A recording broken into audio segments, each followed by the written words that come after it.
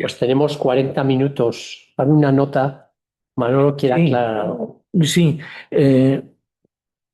¿por qué no aparece Laín Entralgo en el libro Filosofía de Religión, en esa selección de filósofos, donde está Ortega, por ejemplo, el estudio de la dimensión religiosa, cómo ve Ortega la religión, donde está Zubiri, donde está María Zambrano? Y yo quise meter también a Laín Entralgo, pero yo le había dedicado, aludió antes Javier, le había dedicado un capítulo en el centenario de su nacimiento, y eso está publicado en otro libro mío que se llama Avatares de la creencia en Dios. Y el editor me dijo, hombre, si ya está publicado ahí, pues repetirlo en el libro Filosofía de la Religión. O sea que fueron motivos editoriales un poco. Esto me pasó también con el libro Semblanzas de grandes pensadores, que me hubiera gustado meter ahí algunos más, pero ya los había tratado en otros libros y no con buen sentido el editor dice, pues no lo repitamos, ¿no? Ese fue el motivo de que no aparezca ahí en Line Entralgo también, pero le dediqué un capítulo en Avatares de la creencia en Dios. Bueno, ese detalle de no repetir textos, el propio Laín no lo cumplía. No. No lo cumplimos ninguno. Porque en la conferencia que ha citado Antonio, que edité yo, porque fue la lección inaugural del primer congreso que hicimos de fenomenología, de Ortega y la fenomenología, el texto me lo mandaron a mí exactamente con ese título, Ciencia, Esperanza y Amor, Sí. pero luego vi que el texto estaba publicado íntegramente en el homenaje que le hicieron a Ortega 10 años antes y salió en una revista, pero salía con el título correcto, que no es ciencia, es creencia. Sí, eso es. Pero el título en el manuscrito que me mandaron a mí, a máquina, era ciencia. A mí me extrañó porque yo ya conocía un poco la transferencia que la Inentralgo hace de las virtudes teologales a características de la vida humana, dimensiones de la vida humana, y ahí es la creencia, la esperanza y el amor. Y entonces me extrañó, pero bueno, yo respeté el texto y descubrí después, mucho después, que estaba publicado en el otro Fuente y libro. razón, por ejemplo, sí. Exactamente. Creo que además 2 veces. Sí. Está publicado 2 veces. ¿Verdad? Que no hubieras cometido ningún pecado por parecerte a alguien entrado. Pero bueno, tenemos casi 40 minutos de diálogo que seguramente con estas dos conferencias tan incitantes puede ser vivo en el mismo sentido que estamos teniendo de debates muy vivos en todas estas mesas. Adelante. Sí, sí. Mi pregunta es para el profesor Fraijo. Ante todo, bueno, muchas gracias por presentar a este filósofo que todavía no había tenido oportunidad de leer y siempre se agradece porque es una presentación muy amorosa.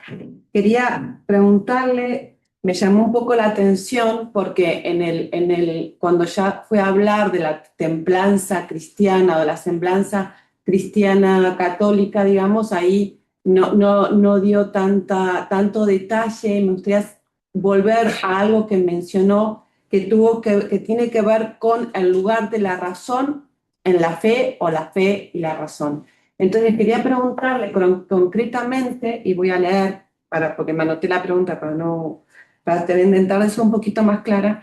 Es decir, la pregunta sería, ¿es una razón de fe? Es decir, una razón al servicio de la fe. Y ahí, dentro de esa pregunta general, más concretamente sería, hablamos de una razón que permite que la fe tenga un criterio y que la fe pueda ser puesta en acción, en obra. Y aquí obviamente me estoy refiriendo a la cuestión de la moral.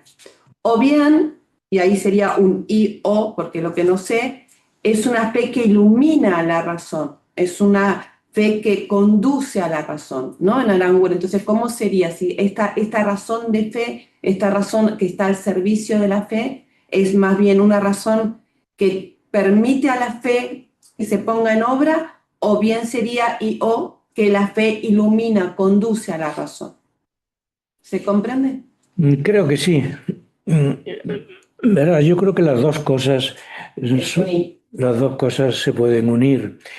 Ferrater Mora, en su diccionario de filosofía, me parece que al término razón le coloca 10 o 12 adjetivos. Sí. O sea que hablar de la razón, así sin más. No, en Aranguren me estoy preguntando. En Aranguren. No, en Aranguren. Ya. No, en Aranguren ciertamente las dos cosas.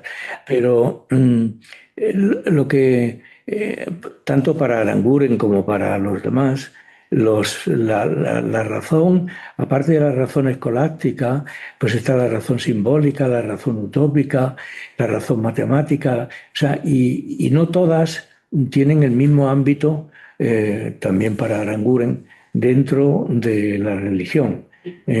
Ernst Bloch era la razón utópica y que él consideraba que era muy útil para la religión, pero que al mismo tiempo era peligrosa porque en la utopía puedes esperarlo todo ahí, sin mucho criterio, ¿no? Entonces, se trata en primer lugar de ver qué tipo de razón, con qué tipo de razón se puede trabajar dentro de la religión, ¿no? Hay que tener un concepto amplio de razón, ¿no? Yo creo que quizá el concepto que mejor se puede aplicar, y en esto Aranguren es como los demás. Quiero decir, una razón simbólica, el símbolo es fundamental. Karl Rahner estudia mucho el tema del simbolismo. Símbolo viene de sin y ballo, que es estar arrojado conjuntamente. Él distingue entre símbolos primarios y símbolos secundarios. El símbolo primario es el hombre, la persona. La persona puesta en las distintas circunstancias en las que se puede encontrar, dramáticas unas, gozosas otras, etcétera, ¿no? Y los símbolos secundarios, pues son el aceite, el vino, el pan, los sacramentos. ¿eh? Que Rahner dice no se pueden cambiar arbitrariamente, ¿no? No podemos levantarnos una mañana y darnos un paseo por la creación y decir vamos a sustituir el vino o el pan por este otro elemento, ¿no? Entonces es un tema muy amplio, el tema de la razón y la religión aplicado. Lo peor es que siempre o casi siempre se ha trabajado mucho con la razón escolástica, ¿no? Pero bueno, eso tuvo su momento y como Nietzsche decía, si piensas históricamente, si no piensas históricamente, desapareces. Y si piensas históricamente, también desaparece un poco más lento, un poco más lentamente, ¿no? Entonces, por lo que yo lo que yo aplaudiría sería una razón generosamente entendida, ¿no? Esto también en Bloch está muy claro. Bloch también quiere una razón utópica, una razón simbólica, una razón histórica, y esa es la razón que tiene cabida dentro de la religión, tanto en Aranguren como creo que en general, ¿no? Piadosa. Sí, Sí. Rafael. Pues, nada, muchas gracias por la exposición y, bueno, especialmente ahora que realmente haya pues, este intento de colocar vamos a Elena Drago como realmente pensador dentro de la escuela de la Escuela de Madrid. Yo creo que bueno, Javier y Sus, hay muchas otras personas que han contribuido a que realmente a dar una entidad filosófica pero laica que lo que realmente la tiene. Y bueno, el paso de la filosofía de la religión pues es digamos, un paso más de profundización. Y yo creo que he dicho, me parece muy interesante. La última etapa, o sea, ahí también en Pedro Laín hay distintas etapas, como Horringer, Sí. tú dices que Pedro Laín no estaba muy de acuerdo con esa división, pero Horringer lo plantea como muy esquemáticamente en las tres etapas.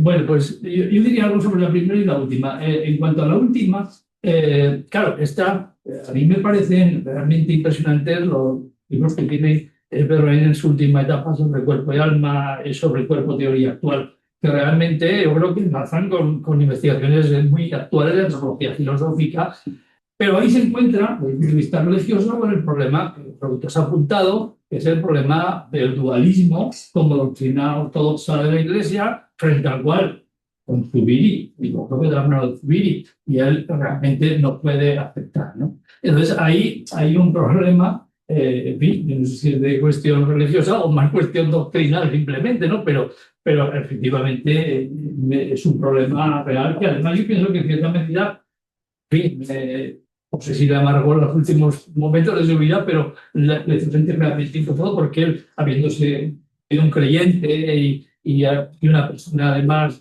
bueno, grande y que lo había explicitado, se encuentra con que la Iglesia al final de su vida le dice, no, es que tú eres un hereje, no, bueno, estás fuera de la doctrina. Es una cuestión que quería un poco plantear, se podía trabajar un poco así.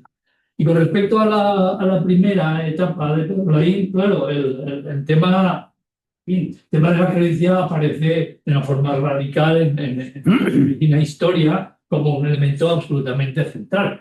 Lo que pasa es que, claro, el tratamiento ese, y ahí va un poco a lo que te quería comentar, es un tratamiento de una creencia pues dogmática, ¿no? Una creencia, digamos, como afirmada y una creencia, pues realmente yo creo que justificada, filosóficamente bastante bien justificada, pero es una creencia que lleva a lo que una cosa que me llama la atención de lo que decías de los encuentros de Gredo, que efectivamente la gente que iba allá estaban llenos de una gran creencia religiosa y tú has dicho con toda claridad que eran auténticos, ¿no? La autenticidad como elemento fundamental de eso. Probablemente, yo creo que bueno, por conocimiento de causa lo eran, ¿eh? Eso no era una creencia fingida, eso era una creencia real, profunda y auténtica, ¿sí? Pero, sin embargo, sometida después a crítica en ambos casos, esas creencias iniciales quedan desdibujadas, ¿no? Entonces, me gustaría esa reflexión sobre esa creencia primera que después queda, digamos, criticada y desdibujada, tanto en Laín, en sus primeras obras, como has planteado en Aranguren, ¿no?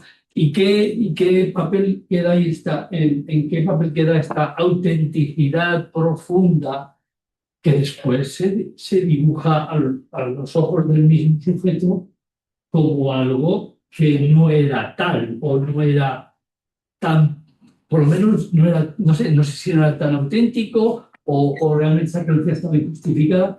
Ese tema creo que es importante porque ahí jugamos con esa ética de la autenticidad, hasta dónde puede llegar y cómo eso se puede dibujar después desde un pensamiento crítico.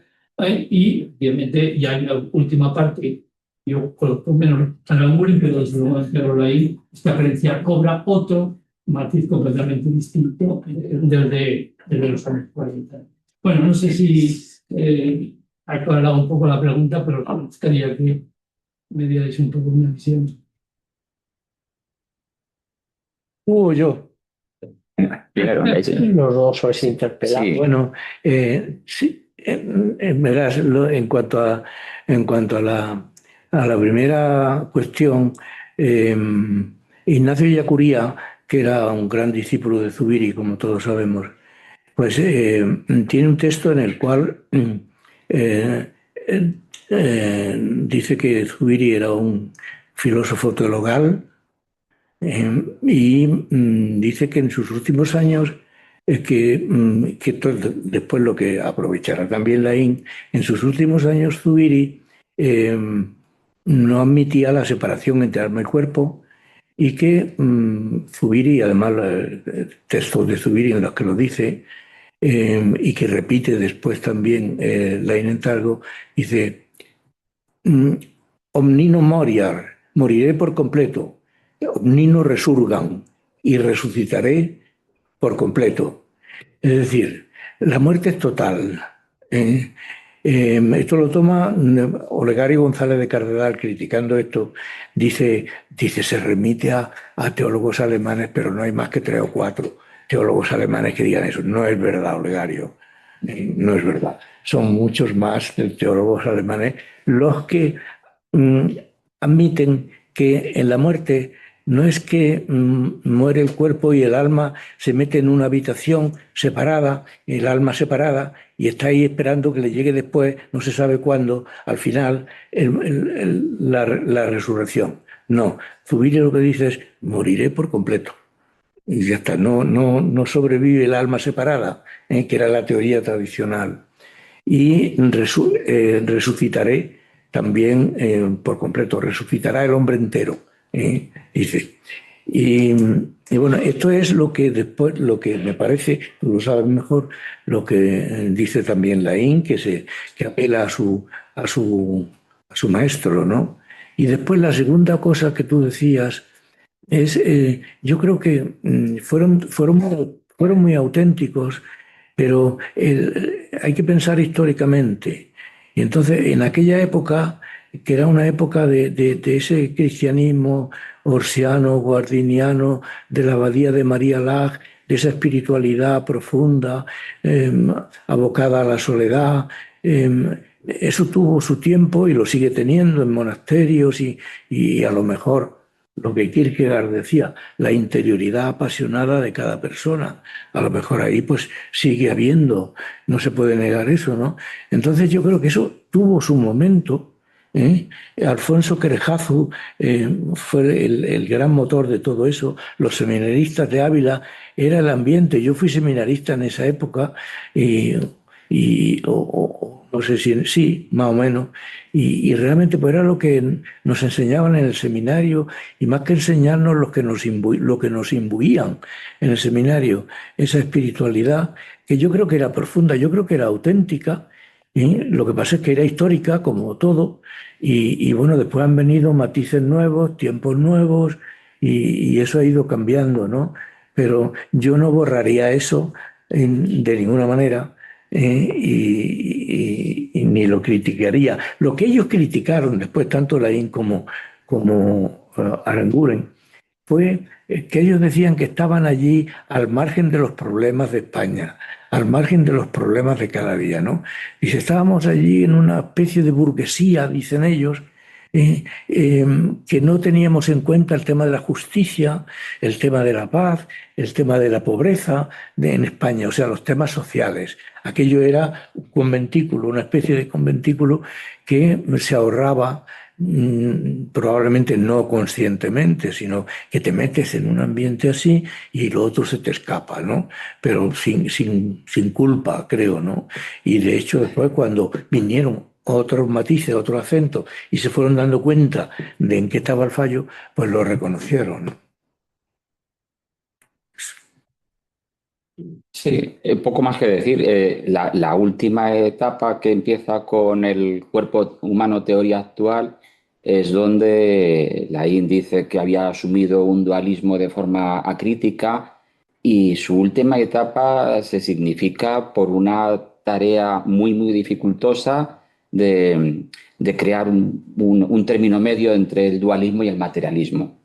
Quienes le escuchaban siempre se quedaban con esa frase, ¿no? Que su enfoque antropológico iba en esa línea, ¿no? Ese intento, se quedó en un intento, pero es admirable, ¿no? La cantidad de páginas que desarrolló para esa visión que tratara de decir, a ver, no, el dualismo no es la única forma de entender la singularidad del ser humano, el concepto de alma queda reinterpretado.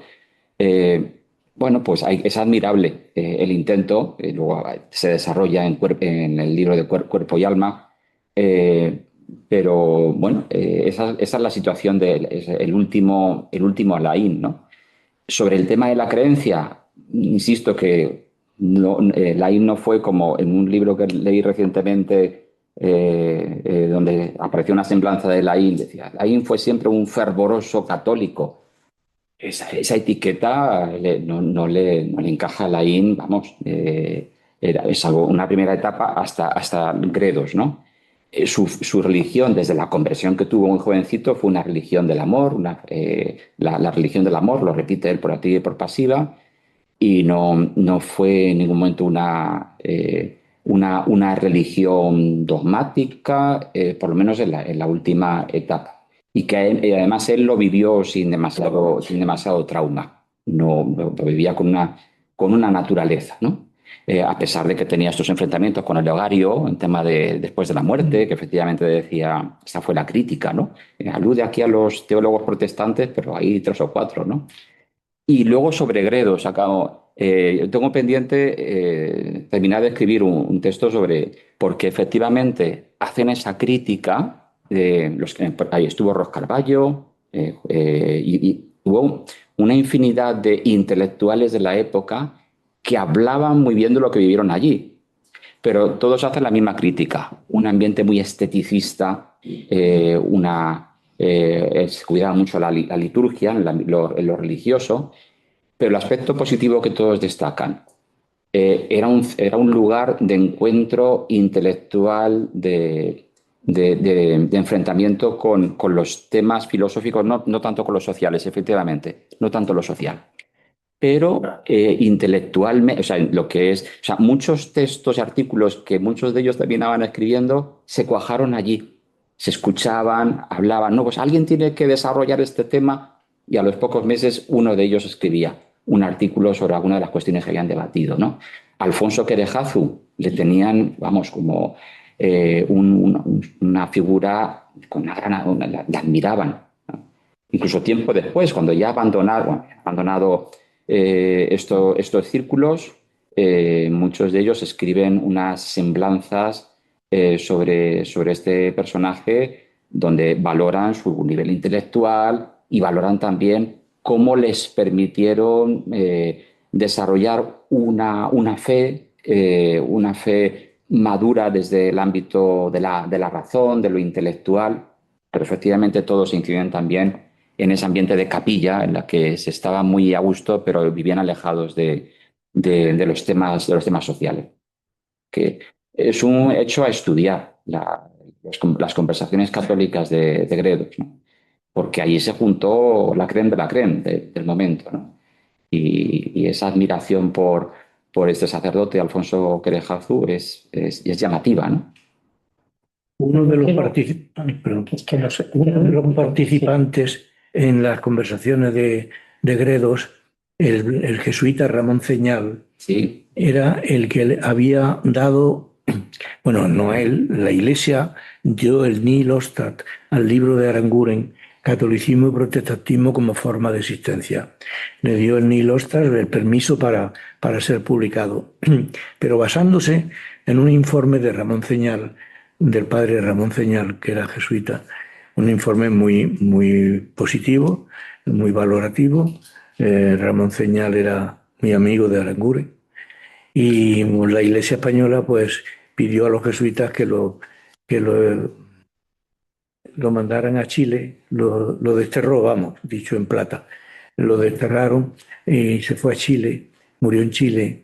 Y Aranguren sintió mucho, escribió un texto muy bonito en Aranguren, sintiendo el destierro al que habían sometido al padre Ramón Ceñal cuando se dieron cuenta de que le habían dado el Nihil Ostat por el informe positivo de Ramón Ceñal, pero realmente los principales enemigos de Aranguren estaban en Pablo Aranda, que pomposamente se llamaba la Casa de Escritores de los Jesuitas, donde estaba el padre Granero, que escribió cosas furibundas contra Aranguren, diciendo: Aranguren dice que el propio del protestantismo es la desesperación, pues él está tan desesperado como los protestantes, y cosas así.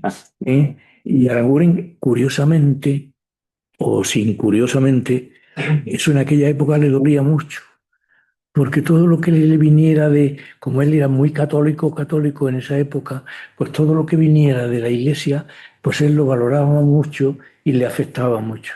Y esa crítica que venía sobre todo de los jesuitas de Pablo Aranda, que ya no existe esa casa, pues le dolía mucho, ¿no? Bueno, antes de dar la palabra a Josu, la última, porque me han dicho que terminemos un poco antes, quería decir dos cosas en relación.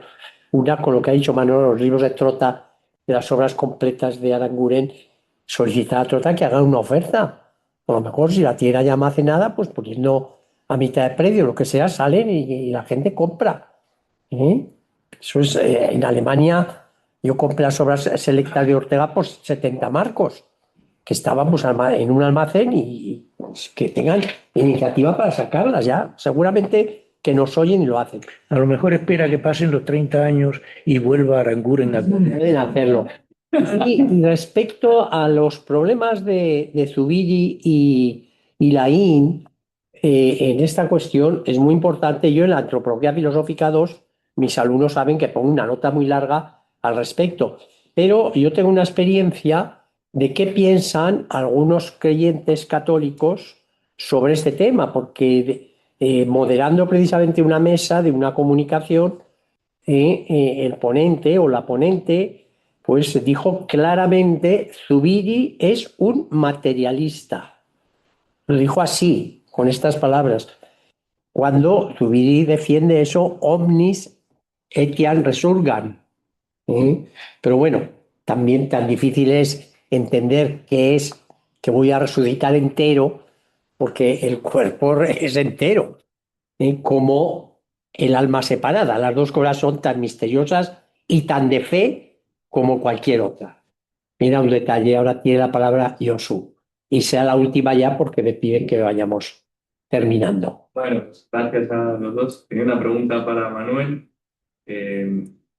Retomando los tipos de razón que has mencionado, que hay muchos adjetivos que podemos ponerle, ya has hablado de la razón utópica, de la razón simbólica, y que realmente podemos participar en la cultura desde diferentes tipos de razón, ¿no? Entonces quería preguntarte cómo lo vería Aranguren y cómo serían tú las dos cosas. En Ortega, por ejemplo, está en las meditaciones cultura como claridad, ¿no? Entonces está ahí la metáfora de la luz. Si todos los tipos de razones de las que me hablas, la simbólica, la utópica, etcétera, encajarían dentro de cultura como claridad, si es la metáfora adecuada, más adecuada para todos los tipos de razón que podemos utilizar. No sé qué opinas de Aranguren de cultura como claridad. ¿Qué opinas tú también? Porque están todas las cuestiones también que tienen que ver con el misterio, con otra vida, ¿no? Con cuestiones difíciles. En la razón simbólica está pues, también todo el tema de la ambigüedad, que siempre gira en torno al símbolo. Entonces, bueno, esta conocida frase de Ortega, cultura como claridad, ¿cómo la vería Aranguren y cómo la ves? Es que me ha faltado nombrar la tuya, la poética, la razón poética, y que agruparía también todo esto. Hombre, yo creo que Hegel decía que razón solo hay una, que nos dejemos de tonterías. Pero bueno, yo creo que dándole un poco la razón a Hegel, que bueno, en definitiva a lo mejor razón solo hay una, en definitiva, pero admite todos estos matices, admite todos estos adjetivos que le hemos ido poniendo, ¿no?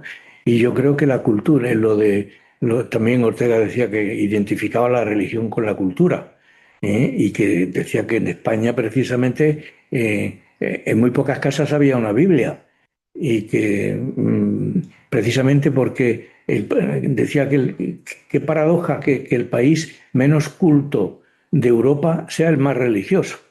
Y bueno, ahí hace él una crítica muy fuerte a cómo está entonces la religión dentro de España. Pero sí, a mí la metáfora de la luz y de la claridad, una metáfora que me gusta mucho, y desde luego tanto Ortega como Buren, que escribía muy bien los dos, muchísimo mejor Ortega como es natural, pero no, le gustaría a los dos.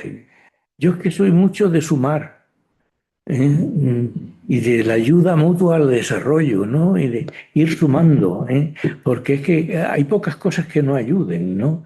En el prólogo que le puso Juan Bautista Metz, el teólogo alemán católico, en el prólogo que le puso a la teología de la liberación de Gustavo Gutiérrez, hablaba de la ayuda mutua al desarrollo. Decía, hay que compaginar la pasión de la teología de la liberación por el cautiverio de sus pueblos, eso hay que compaginarlo con la pasión alemana por la argumentación y por la razón. Y decía, tiene que ser una ayuda mutua al desarrollo entre las dos cosas, ¿no? Y entonces, pues yo creo que sí, que tanto Ortega, bueno, Ortega por supuesto, pero también Aranguren aceptaría lo que tú dices, ¿no? Y perdona que no haya mencionado tu razón, que es la poética. Damos por clausurada esta sesión con un aplauso a los ponentes.